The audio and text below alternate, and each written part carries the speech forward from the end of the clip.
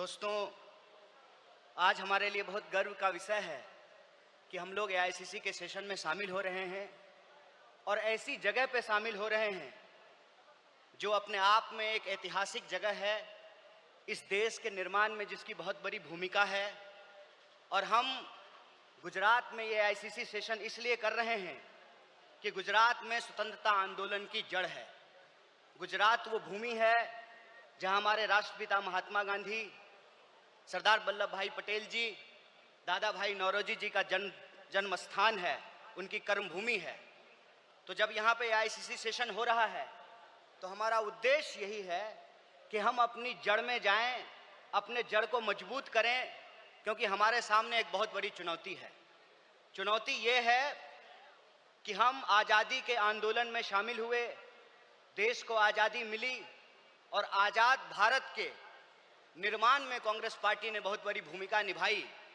पहले हमारी जिम्मेवारी देश को चलाने की थी, आज हमारी जिम्मेवारी देश को बचाने की है। यह भूमिका हमको अपने आप में समझनी पड़ेगी।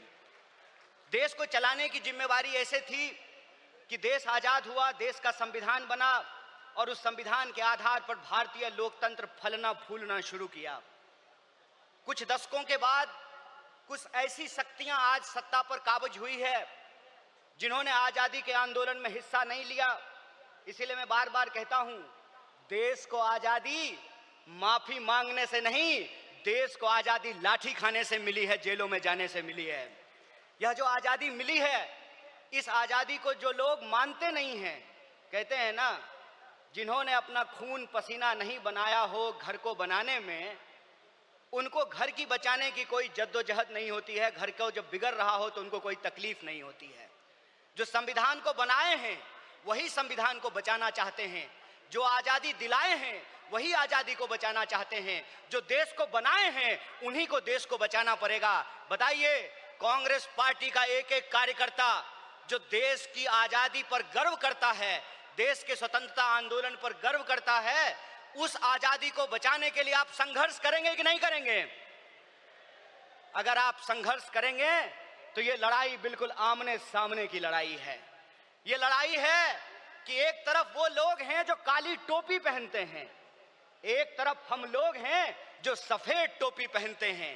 वो जो काली टोपी पहनने वाले लोग हैं वो काले कानून लेकर के आते हैं। हम सफेद टोपी पहनने वाले लोग जो हैं वो गरीबी का अंधियारा मिटा करके, बेकारी का अंधियारा मिटा करके हम रोजगार का अवसर लाना चाहते हैं। हम अन्याय को समाप्त करके सामाजिक, आर्थिक और राजनीतिक न्याय लेकर के आना चाहते हैं। इसीलिए आज जब मैं आपके बीच में बोल रहा हूं तो सबसे पहले जो ड्राफ्ट है रेजोल्यूशन की, मैं उसके समर्थन में बोल रहा हूं। और यह जो न्याय पथ है जिसको लेकर के हमारा संकल्प है कि इस न्याय पथ पर हम चलेंगे, और न्याय पथ पर चलने का मतलब यह है कि देश में कहीं भी अन्याय होगा, चाहे वो अन्याय दलितों के खिलाफ हो, चाहे वो अन्याय गरीबों के खिलाफ हो, चाहे वो अन्याय पिछड़ों के खिलाफ हो, चाहे वो अन्याय आदिवासियों के खिलाफ हो, महिलाओं के खिलाफ हो, किसानों के खिलाफ हो, मजदूरों के खिलाफ हो, किसी भी भारतीय के खिलाफ अगर कोई अन्याय होगा तो उस काली टोपी वाले अन्याय के खिलाफ हम सफेद टी शर्ट पहन करके राहुल गांधी जी के बताए रास्ते पर चलेंगे। हम न्याय का योद्धा बनेंगे और न्याय का जो हमारी पहचान है, न्याय का जो हमारा ये सिंबल है, उसी से हम इस देश को बचा सकते हैं। और देश को बचाने की जो मुहिम है, इस संबंध में मैं आपको बता दूं कि आज एनएसयूआई का स्थापना दिवस है, फाउंडेशन डे है। स्टूडेंट और यूथ की एक बहुत बड़ी भूमिका है। स्टूडेंट और यूथ अलग अलग तरीके से इस देश में अपने हक और अधिकार को लेकर के संघर्ष कर रहे हैं। यह जो लड़ने वाले लोग हैं, जो न्याय के लिए लड़ रहे हैं, वो असल में कांग्रेसी हैं, और जो विचारधारा से कांग्रेसी हैं उनको हमको साथ लेकर के आना पड़ेगा। और मैं कांग्रेस के एक एक कार्यकर्ता को धन्यवाद देना चाहता हूं कि आप इस दौर में कांग्रेसी हैं जब लोग गद्दारी कर रहे हैं, कांग्रेस पार्टी के साथ बेवफाई कर रहे हैं, चंद दौलत के लिए, चंद सिक्कों की खनक के लिए अपनी पार्टी से गद्दारी करके उस विचारधारा से समझौता कर रहे हैं, उस वक्त आप कांग्रेस का झंडा थाम करके खड़े हैं। आप सिर्फ कांग्रेस के कार्यकर्ता नहीं हैं, इस देश को बचाने वाले आप जो है सेनानी हैं। जो स्वतंत्रता आंदोलन इस देश को मिला है, स्वतंत्रता सेनानियों ने जो स्वतंत्रता हमको दिलाई है, उस स्वतंत्रता को बचाने वाले आप संविधान सेनानी हैं। इसीलिए मैं आप सबसे अपील करने के लिए आया हूं कि ये आमने सामने की लड़ाई है, ये विचारधारा की लड़ाई है। और इस दौर में हमको उस रास्ते पे नहीं जाना है जो आसान रास्ता है, जो लालच का रास्ता है, जो कुर्सी का रास्ता है। मैं कहता हूं कि इतिहास ने हमको मौका दिया है, कांग्रेस पार्टी ने हमको मौका दिया है, तो हम एमपी एमएलए बनने की कोशिश जरूर करें। लेकिन हम जिस दौर में रह रहे हैं,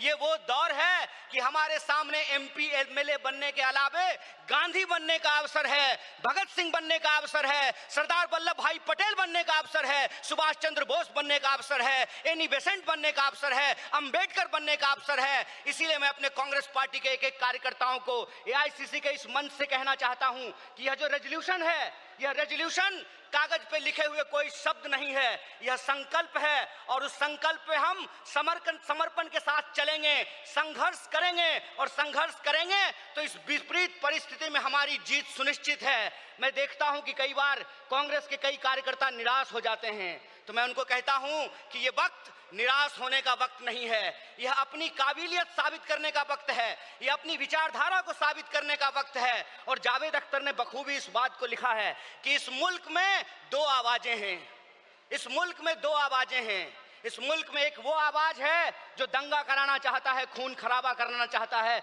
नफरत फैलाना चाहता है, और एक वो आवाज है जो मोहब्बत और न्याय की आवाज को बुलंद करना चाहता है। इसीलिए हम कहते हैं कि मुझे पामाल रस्तों का सफर अच्छा नहीं लगता, जिस दर जाते हैं लोग उधर जाना अच्छा नहीं लगता।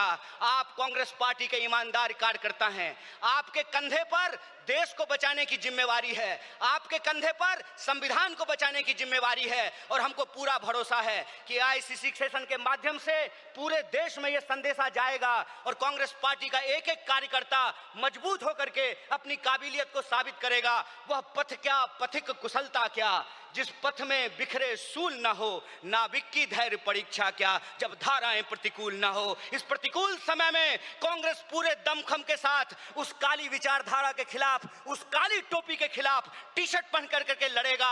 और यह टी शर्ट का जो सिंबल है वो न्याय का सिंबल है। उस अन्याय के खिलाफ हमको इस न्याय की आवाज को बुलंद करना है। मुझे पूरा भरोसा है कि आईसीसी सेशन से निकल करके हम अपने जिलों में जाएंगे, अपने बूथों पर जाएंगे, और समाज में, देश में जहां कहीं भी अन्याय होगा, हम कांग्रेस पार्टी बन करके, कांग्रेस का कार्यकर्ता बन करके, गांधी का सिपाही बन करके गोडसेवादी विचारधारा को परास्त करने का काम करेंगे। बहुत बहुत शुक्रिया, बहुत बहुत धन्यवाद। इनकलाब जिंदाबाद, जय हिंद, जय कांग्रेस।